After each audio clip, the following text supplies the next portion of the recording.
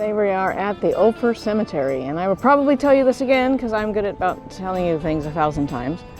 But this is a tiny little pioneer cemetery. All dogs must be on leash. Well, I didn't bring any of the dogs today because it's too hot. So this is the extent of the parking lot. What you see is what you get. Let's go check it out.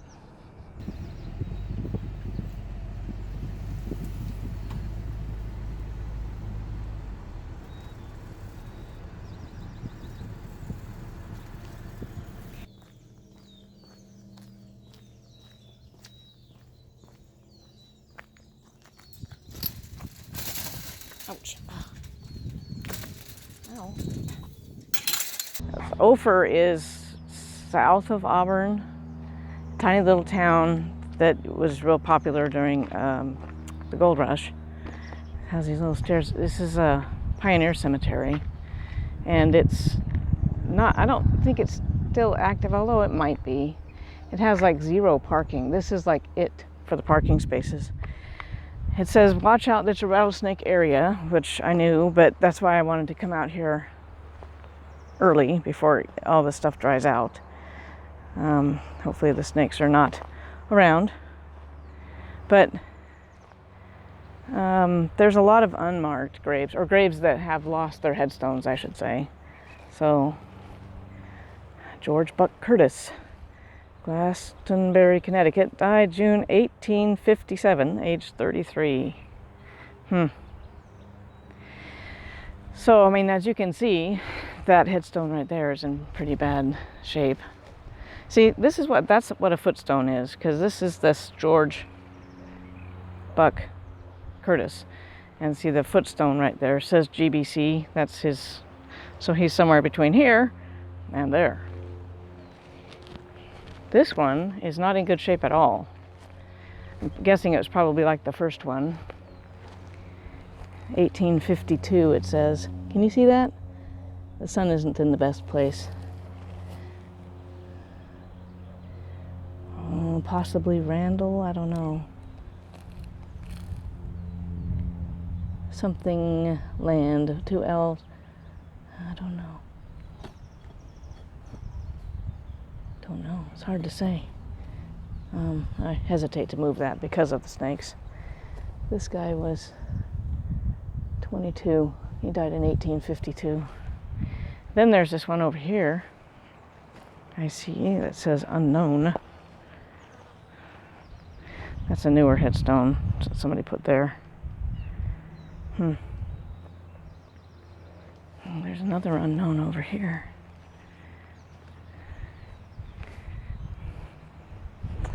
Look at that. Oh, look. There's somebody over here. Oh, and there's somebody right. Is it? You know what? I'll bet somebody's right here too, because that looks like a fieldstone marker. I'll bet that's somebody.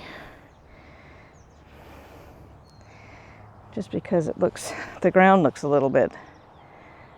I don't know if you can see that or not, but the ground looks a little bit more depressed.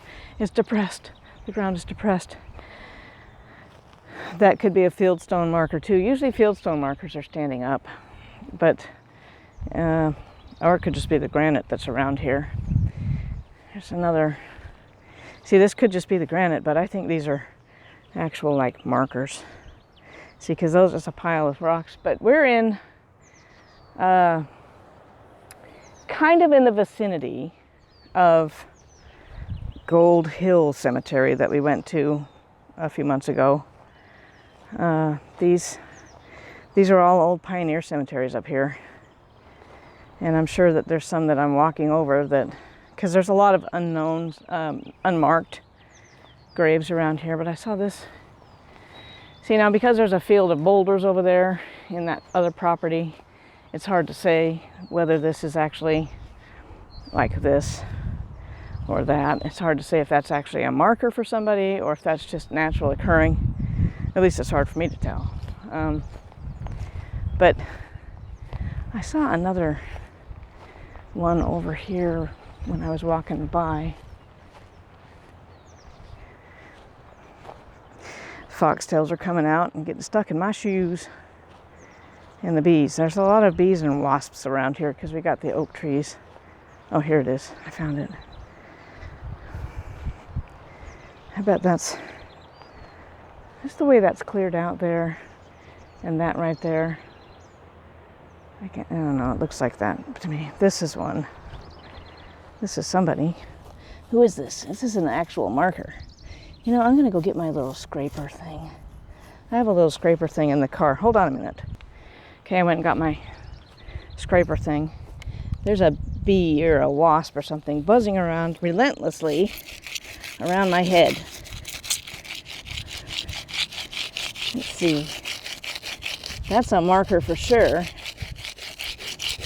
I know this isn't the best method for uncovering these. Oh, here we go. Oh, unknown.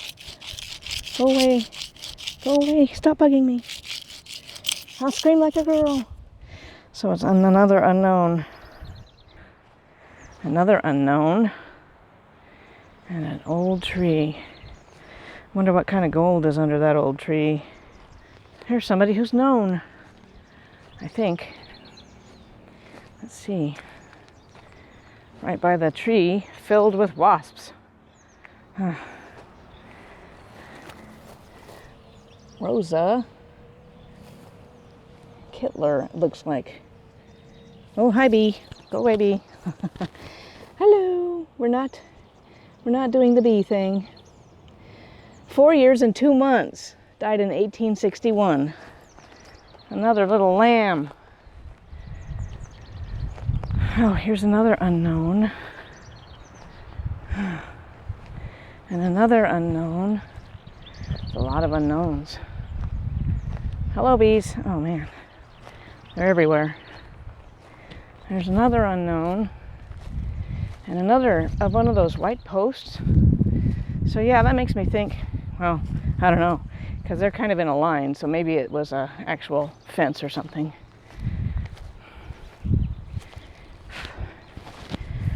Is that a fieldstone for a couple? Or is that just naturally occurring? That is my question. Oh, here's some real people. Well, current people. 2019. Martin Otto, 2012. And Roger Otto, 2019. Brothers, it looks like. Virginia Sanders, 2003. Hello, bees. Go away, bees. I see you. I don't want to disturb you. Florence Esther Otto, 2020. I wonder if it was COVID. Leroy Otto, 2008. World War II. Leonard. Philip Christopher Leonard. 2005, he was only 46. And Millsap, married 64 years. John and Opal, 1999 and 2007. I'm willing to bet there's more people around here, like right there. You probably can't see this, but right there, the ground just looks sunken. It makes me think there might be somebody there. Alfred Smith. Sounds like a kid. 1900. Aw, his little thing came undone. 2005. Aw, he was 10 days old. Aw, he's a little lamb. Sweet little thing.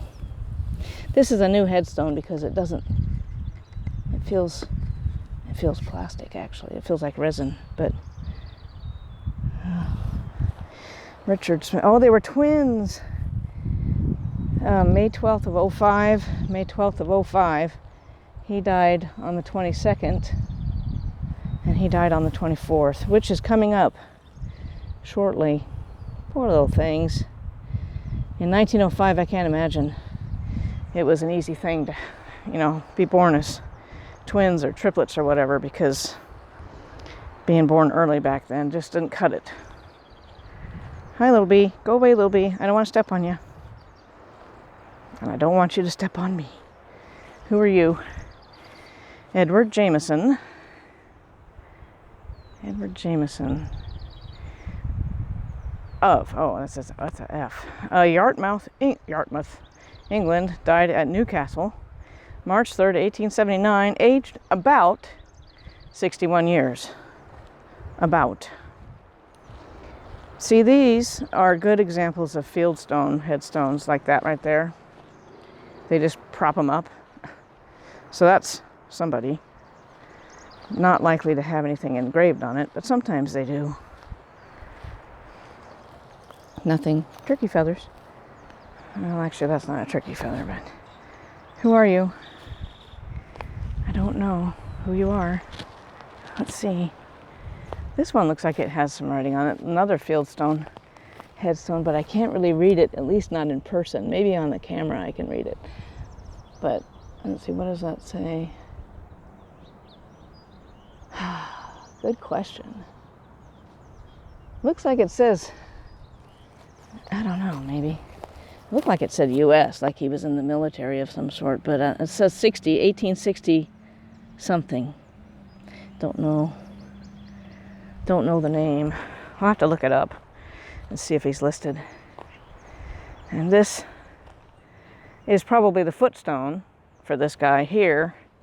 And this says AJR. So let's see, does this actually look like it says AJR in some form? Can you read that? Because I can't read that in person. Sometimes on the camera it comes out better.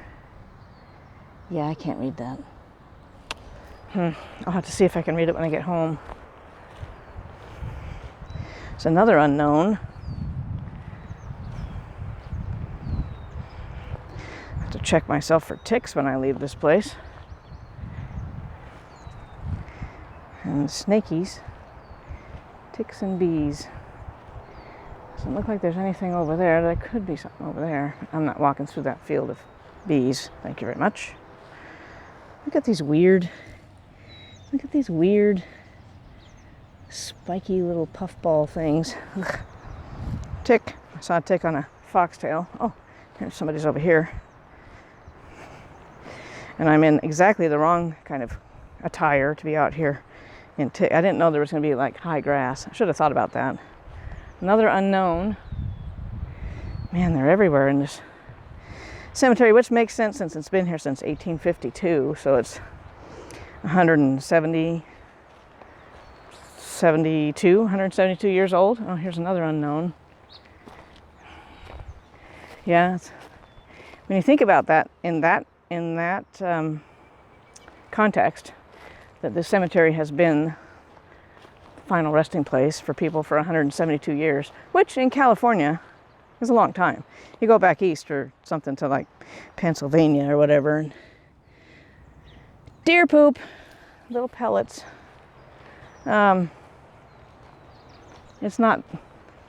It's a baby cemetery when you think about it in terms of back east. But for Northern California, it's pretty impressive. Wow. More unknowns over here. There's an unknown there. There's an unknown there. Yeah, that little post right there must not be a marker. It must be like an actual fence line or something, because there's another one right here.